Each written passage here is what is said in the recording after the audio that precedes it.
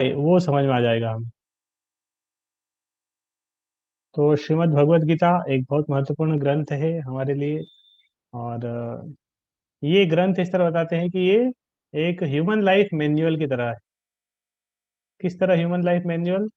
जिस तरह अगर हम कोई मशीन खरीदते हैं तो मशीन के साथ एक मैन्युअल बनता है, इंस्ट्रक्शन मैन्युअल। वो इंस्ट्रक्शन मैन्युअल हम पढ़ के उस मशीन को कैसे चलाना है, कैसे ऑपरेट करना है, ये हम समझ सकते हैं। लेकिन हम मशीन को लेके आएंगे, इंस्ट्रक्शन मैन्युअल की ओर बिल्कुल ध्यान नहीं देंगे, उसको पढ़ेंगे भी नहीं और मशीन को ऑपरेट करेंगे। और मशीन ऑपरेट करने में हमें कुछ समस्याएं आएंगी और उस समस्याओं को सुलझाने में हम हमारा दिमाग लगाएंगे और कुछ भी बटन दबाएंगे तो कुछ ही बहुत जल्दी वो मशीन खराब हो जाएगी, काम करना बंद कर देगी। और उसके बाद हम बैठ के वो इंस्ट्रक्शन मैन्युअल निकालेंगे और फिर पढ़ेंगे कि क्या गलती किया मैंने, कैसे खराब हो गई। तो उतना ज्यादा इंटेलिजेंट उस व्यक्ति को हम नहीं समझेंगे, क्योंकि वो इंस्ट्रक्शन मैनुअल हम पहले पढ़ लेते तो वो गलतियां नहीं करते। तो बहुत सारे लोग ऐसे सोचते रहे भगवत गीता हम अभी क्यों पढ़े, अभी क्यों पढ़े, बाद में पढ़ेंगे, बूढ़े हो जाएंगे तब।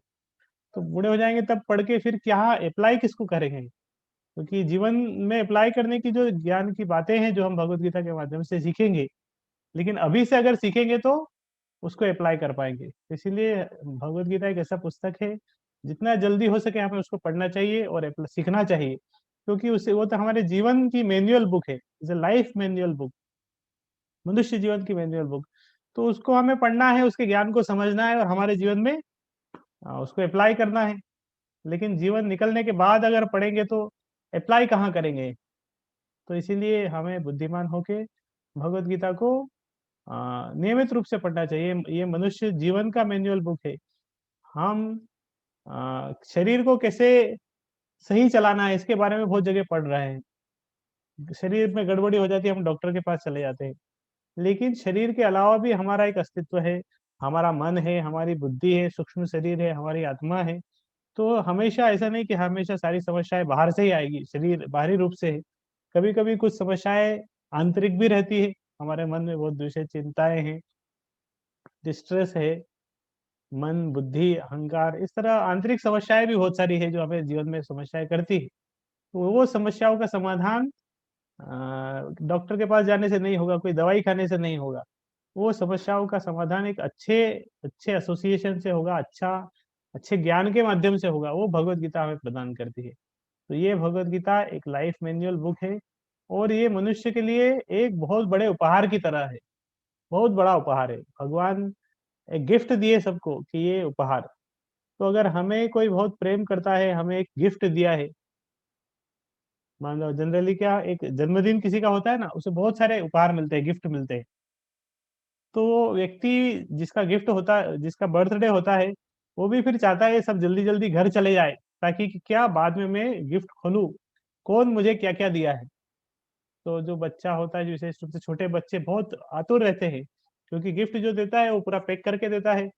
तो बच्चा बहुत आतुर होता है कि मैं वो पैक खोलूं, ताकि मैं जान पाऊं कौन मुझे क्या गिफ्ट दिया है।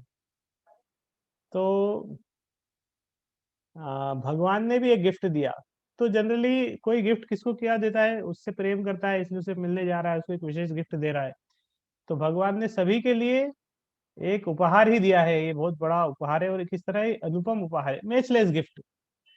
लेकिन भगवान हमें एक बहुत अनुपम उपहार दिए हैं, लेकिन हम कितने, हम उस उपहार को केवल रख के रखेंगे।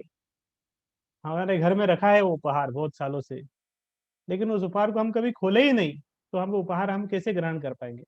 तो भगवान ने कुछ हमें उपहार दिया, जरूर हमारा जीवन में उसका कोई उद्देश्य होगा, उसका कोई लाभ होगा। तो इसलिए हमें क्या करना है, केवल उस उपहार को, उसको खोलना है, मतलब भगवत गीता को खोलना है। वो उपहार तभी तो हमें मिलेगा, नहीं तो उपहार भगवत गीता के अंदर ही रह जाएगा। जो भगवान देना चाह रहे थे हमें, जो ज्ञान जिसके माध्यम से वो कुछ हमें सिखाना चाह रहे थे, वो सारी शिक्षाएं भगवत गीता में रह जाएगी। लेकिन वो अगर हम भगवत गीता खोलेंगे, पढ़ेंगे, समझेंगे, तो वो उपहार हम हमारे जीवन में हमें मिलेगा। तो इस तरह भगवत गीता एक बहुत बड़ी बुक है। तो यहाँ पर आपने देखा है हिंदी में लिखा हुआ है।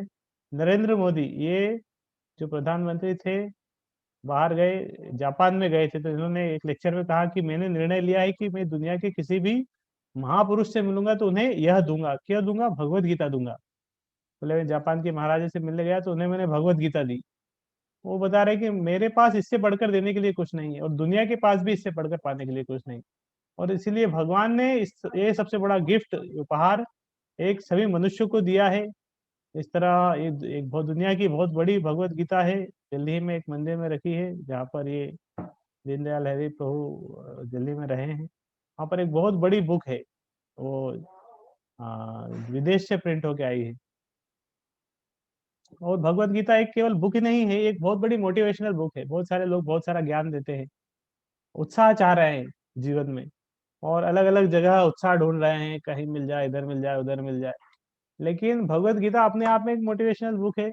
अर्जुन की स्थिति क्या थी, वो बहुत हतोत्साहित हो गया था, मुझे युद्ध नहीं करना, मुझे युद्ध नहीं करना, किसे मैं लड़ूंगा, ये तो मेरे वाले हैं।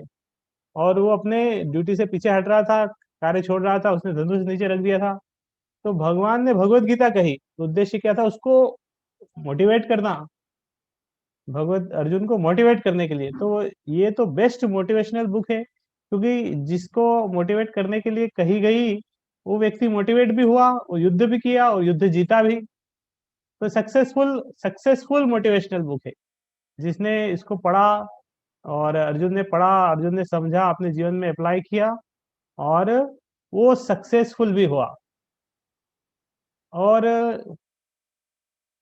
ऐसा नहीं कि भगवत गीता जन्म दिखाते हम मूवीज वगैरह देखते हैं, कोर्ट में कोई जाता है, उसके पास भगवत गीता लेके जाते हैं, भगवत गीता के ऊपर हाथ रख के कसम खाओ, मैं जो कहूंगा सब सच कहूंगा, सच के अलावा कुछ नहीं कहूंगा। तो इस तरह भगवत गीता एक पुस्तक है पढ़ने के लिए, और ज्ञान ग्रहण करने के लिए, समझने के लिए। ये केवल कोर्ट के लिए नहीं है, ये कोर्ट के लिए नहीं है, कोर्स के लिए है, दिस इज फॉर कोर्स। हमें इसको अपने कोर्स में लाना पड़ेगा। जिस तरह हम स्कूल में जाते हैं, कोर्स की बुक को बहुत गंभीरता से लेते हैं, उसको पढ़ते हैं, उसके ऊपर प्रैक्टिकल करते हैं, उसके ऊपर एग्जाम देते हैं, उसका हमें सर्टिफिकेट मिलता है। इस तरह भगवत गीता कोर्स की पुस्तक है, पढ़ने की पुस्तक है, समझने की पुस्तक है। और कोर्स की भी, केवल कोर्स के लिए भी नहीं है, उससे भी बढ़कर है, this is for our course of action. हमारे कोर्स ऑफ एक्शन मतलब हमारे क्रियाकलाप में लाने की पुस्तक है। तो हम भगवत गीता को इस तरह आ, हमारे कोर्स ऑफ एक्शन, हमारी क्रियाओं में सम्मिलित कर सकते हैं, उसके लिए बहुत महत्वपूर्ण है।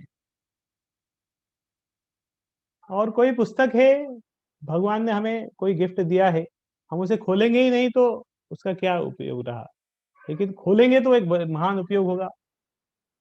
तो जिस तरह भगवत गीता का हम वास्तविक सम्मान कैसे करेंगे, बहुत सारे लोग भगवत गीता को रखते हैं कागज, एक लाल कपड़े में बांध दिया, भगवान के अल्टर में रखी है, रोज पूजा कर रहे हैं, प्रणाम कर रहे हैं, ठीक है। लेकिन और वास्तविक उसका रिस्पेक्ट करना है तो उसको खोलना पड़ेगा, उसको पढ़ना पड़ेगा, उसके अंदर क्या है।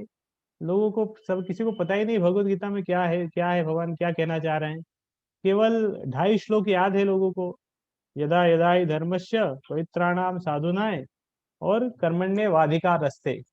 तो 2 श्लोक पूरे याद है, यदा यदा हि धर्मस्य परित्राणाय साधुनाम, और एक श्लोक आधा याद है, कर्मण्य वाधिका रस्ते माँ फलेषु कदाचन। इसके बाद वाला आधा श्लोक भी नहीं पता। तो ये 2.5 श्लोक सबको आते हैं और सोचते हैं अरे हमें बहुत गीता आती है, बहुत गीता आती है। लेकिन इसके अलावा भी भगवान बहुत कुछ कहना चाह रहे हैं। कर्मण्य वाधिका रस्ते माँ फलेषु कदाचन, इस श्लोक का भी आधा श्लोक बाकी है, और उस श्लोक को लोग केवल कर्मण्य वाधिका रस्ते ही समझते हैं और उसका गलत अर्थ निकाल लेते हैं। तो भगवान बहुत कुछ कहना चाह रहे हैं। तो हमें अगर वास्तविक भगवत गीता को रिस्पेक्ट करना है, सम्मान करना है, तो उसको पढ़ना पड़ेगा, पढ़ के ही तो सम्मान होगा। और भगवान ने कुछ दिया है हमें, अगर कोई एक मैसेज भेजा, व्हाट्सएप में कोई मैसेज भेजा, टेक्स्ट में मैसेज भेजा, और वो व्यक्ति का मैसेज हम देखा ही नहीं, कभी पढ़ा ही नहीं, इग्नोर कर देते हैं, तो व्यक्ति खुश होगा हमसे, अरे उसका मैसेज, उसको हमने ब्लॉक करके रख दिया, तो उसका मैसेज कभी हमारे पास आएगा ही नहीं, हम उसके मैसेज को कभी पढ़ ही नहीं पाएंगे। तो जो व्यक्ति इस तरह मैसेज भेज रहा है, जिसने भेजा है, उसको कितना दुख लगेगा। और विशेष रूप से वो व्यक्ति जो आपको बहुत प्रेम कर रहा है, कोई व्यक्ति आपको बहुत प्रेम कर रहा है, प्रेम से उसने बहुत कुछ लिख के भेजा, और आपने उसके टेक्स्ट मैसेज को पढ़ा ही नहीं, इग्नोर कर दिया, डिलीट कर दिया। तो उसी तरह भगवान सबसे प्रेम करते हैं। भगवान ने एक मैसेज दिया है सभी को, भगवत गीता के रूप में। वो मैसेज अगर हम लेंगे, ग्रहण करेंगे, पढ़ेंगे, तो इससे बहुत लाभ हमें होगा जीवन में। और ये भगवत गीता का जो मैसेज है उसे हमें ग्रहण करना चाहिए। और न केवल हमें ग्रहण करना है, इसे तो हमें लोगों तक बांटना भी है। और भगवान ने हमें बहुत कुछ दिया, मनुष्य जीवन दिया, उसका उपयोग हमें कैसे करना है इसके लिए भगवत गीता पढ़ना चाहिए। इसके अलावा भगवान ने हमें बहुत कुछ दिया है, शरीर दिया, आंखें दिया है, हाथ दिया, कान दिए हैं। तो ये सब का उद्देश्य भी थोड़ा भगवान की सेवा में लगाएं। भगवान ने आंखें दी है तो उस आंखों से हम बहुत कुछ कर सकते हैं, बहुत कुछ देख सकते हैं, बहुत कुछ पढ़ सकते हैं, आंखों से पढ़ रहे हैं। तो कम से कम वो आंखों के माध्यम से अगर हम भगवत गीता खोलेंगे, भगवत गीता के श्लोक पढ़ेंगे, याद करेंगे, तो भगवान खुश होंगे। भगवान ने मुंह दिया है हमें, जिह्वा दी बोलने के लिए। तो वो मुंह और जिह्वा के माध्यम से यदि हम भगवत गीता का ज्ञान पढ़ेंगे, भगवत गीता के श्लोक पढ़ेंगे, किसी को बताएंगे, तो भगवान खुश होंगे, क्योंकि उन्होंने ये दिया है, हम उनकी सेवा में लगा रहे हैं। लेकिन हम, भगवान ने हमें दिया इतना कुछ, लेकिन हम उसको भगवान की सेवा में न लगा के किसी और की सेवा में लगाएंगे, तो जरूर दुखी होंगे। मान लो एक एक पिता ने अपने पुत्र को मोबाइल दिया जब वो घर से बाहर गया पढ़ाई करने के लिए, तो वो मोबाइल से अपने पिताजी को कभी फोन नहीं लगाता है। वो हमेशा पूरी दुनिया में सबको फोन लगाता है, लेकिन पिता को नहीं लगाता है जो उसको फोन दिए। तो पिता को बहुत बुरा लगेगा, अरे मैं इसको इतना दिया था, ये तो कुछ करता ही नहीं मेरे लिए। लेकिन इसी तरह भगवान ने भगवत गीता दी, भगवत गीता का ज्ञान दिया, हमें दिया, हमें आंखें, नाक कान, जीवा, त्वचा सब कुछ दिया। तो हमने कभी भगवत गीता खोले ही नहीं, हमारी आंखों से कभी उसको पढ़ा ही नहीं, तो भगवान भी सोचेंगे, अरे मैं इसको इतना अच्छा मौका दिया था भगवान भगवत गीता समझने का, पढ़ने का, लेकिन इसने कभी खोला ही नहीं। तो ये भगवत गीता है, महाभारत के अंतर्गत आती है। व्यासदेव ने इसको लिखा, व्यासदेव ने इसको संकलन किया है, गणेश जी उसको लिखे हैं। महाभारत के एक पर्व एक में आता है, भगवान कृष्ण ने अर्जुन को कुरुक्षेत्र के युद्ध में भगवत गीता का ज्ञान कहा था, जब वो युद्ध से पीछे हट रहा था। भगवत गीता के अंदर 18 अध्याय है, 18 अध्याय है और 700 श्लोक है। 18 अध्याय और 700 श्लोक, याद रखिएगा, भगवत गीता में 18 अध्याय है और 700 श्लोक है। भगवान कृष्ण ने ये भगवत गीता अर्जुन को कुरुक्षेत्र के युद्ध में कही थी। वो कुरुक्षेत्र आज भी है, उस स्थान में, उस स्थान, वो स्थान पर आज भी है जहाँ पर भगवान कृष्ण ने अर्जुन को गीता कही थी। और महाभारत, महाभारत के जो अध्याय है उसके अंदर 18 पर्व उसको बोलते हैं। तो उसमें 23 से 40 अध्याय भीष्म पर्व, भीष्म पर्व छठा जो पर्व है भीष्म पर्व, उसमें 23 से 40 जो श्लोक है, जो चैप्टर्स है, उसके अंतर्गत ये भगवत गीता आती है। श्रीमद् भगवत गीता इंट्रोडक्शन, जो पूरा वैदिक नॉलेज है, इस तरह उसका बहुत अनलिमिटेड वैदिक नॉलेज है, श्रुति है, स्मृति है। ये तो बहुत छोटे में आपको दिख भी नहीं पा रहा होगा। तो इसके अंदर इतिहास है, पुराण है, उपनिषद है, अलग अलग ऋग्वेद है, ऋग्वेद, यजुर्वेद, सामवेद, अथर्ववेद, उपवेद है, वेदांग है। तो बहुत सारे हैं, और इसके अंदर सबको पढ़ने जाएंगे, कितना श्लोक है, बहुत अनंत हो जाएंगे। इतना हमारे पास समय नहीं है अभी, इतना हमारा जीवन भी नहीं है। तो कम से कम हम भगवत गीता पढ़ सकते हैं। और भगवत गीता सारे वैदिक शास्त्रों का, वैदिक ग्रंथ का सार है, सारी वैदिक शास्त्रों का सार के रूप में भगवान ने भगवत गीता कहा है। और छोटा बुक है, 700 श्लोक है। एक दिन में 2 श्लोक भी पढ़ेंगे तो एक साल में पूरी भगवत गीता हो जाएगी। और इस तरह हमेशा जीवन भर पढ़ने की पुस्तक है। 2-2 श्लोक रोज पढ़ेंगे, हर साल आपकी भगवत गीता रोज पढ़ने में होगी। और भगवत गीता एक ऐसी पुस्तक है, एवर फ्रेश है, हमेशा आपको पढ़ेंगे, हमेशा नया नया ज्ञान उसके माध्यम से आपको मिलेगा। और ये कुरु वंशावली है, ये तो बहुत डिटेल में इसमें हम नहीं जाएंगे। किस तरह भगवत गीता आई पिक्चर में, कि क्यों भगवत गीता कही गई, क्या उसका वो था, इसके बारे में यहाँ पे बताया है। महाभारत की हिस्ट्री भी है, कुरु और पांडव के बारे में। उसके 100 पुत्र थे, इसके 5 पुत्र थे। उसको राज्य नहीं देना चाह रहा था, बाद में युद्ध की स्थिति आ गई। युद्ध में एक तरफ भीष्म पितामह, द्रोणाचार्य सब थे, पूर्व की तरफ इधर 5 पांडव थे, उनके साथ में विराट, द्रुपद और धृष्टद्युम्न, कुछ बड़े बड़े योद्धा थे। इस तरह पांडवों की सेना थी 7 अक्षौहिणी, कौरवों की सेना थी 11 अक्षौहिणी। भगवान कृष्ण पांडवों की तरफ से सलाहकार के रूप में भूमिका निभा रहे थे। उन्होंने अपने को 2 भाग में बांटा था, एक तरह वो सलाहकार के रूप में थे, दूसरी तरफ उनकी सेना थी, नारायणी सेना। तो दुर्योधन सेना को पाकर ही बहुत खुश थे, लेकिन अर्जुन भगवान की सलाह से सभी पांडव भगवान भगवान के भक्त थे और केवल उनकी प्रसन्नता के लिए कार्य करते थे। भगवान श्री कृष्ण ने अर्जुन दोनों को स्वयं को बिना हथियार के साथ और अपनी नारायणी सेना को प्रस्तुत किया। तो इस तरह भगवत गीता है।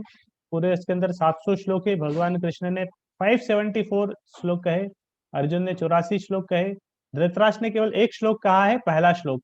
और संजय जो धृतराष्ट्र के सेक्रेटरी है, जो भगवत गीता सुना रहे थे धृतराष्ट्र को, जो कुरुक्षेत्र में हो रहा था, उन्होंने 41 श्लोक कहे। हरे कृष्णा।